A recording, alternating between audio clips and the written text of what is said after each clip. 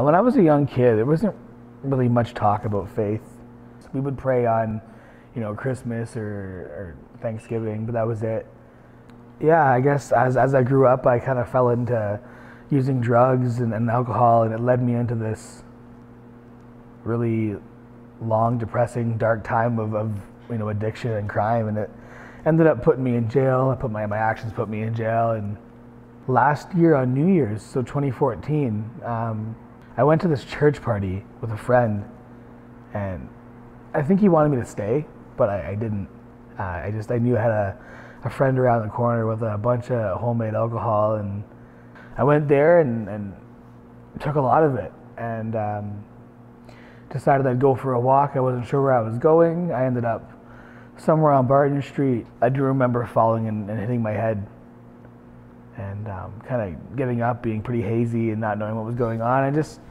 I just walked home, I guess. I walked home and I put my hands up in the air, I remember, and just said, I don't know who you are or what you are, but if you're there, you can take it. I'm done. I don't want it. It's not mine.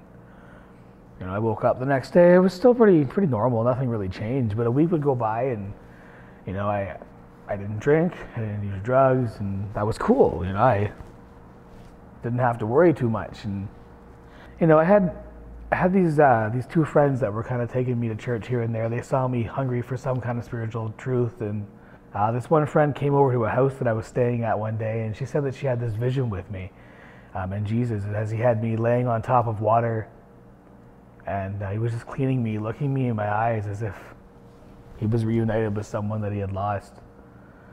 And I thought that was just so cool, that someone could have a vision of what somebody was thinking about, looking for some kind of truth. But I wasn't really sold. I hadn't bought the idea yet. It was nice, and the people were cool, and I had this surgery on my leg when I was 15, and it resulted in me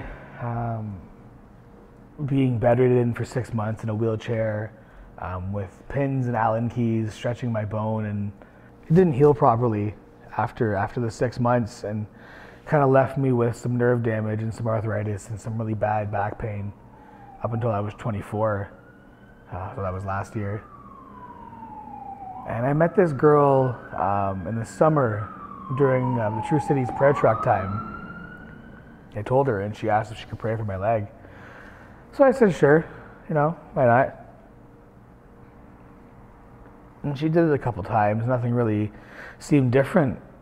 And then a few weeks later, I was working, I was lifting trees with some people, and all of a sudden I realized that my leg wasn't hurting.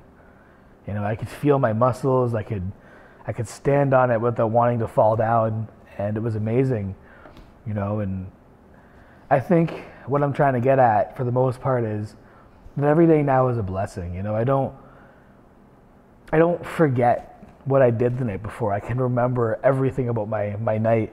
I can walk down the street knowing that I don't have to worry. I don't have to turn around to see if anyone's chasing me, because God's got my back.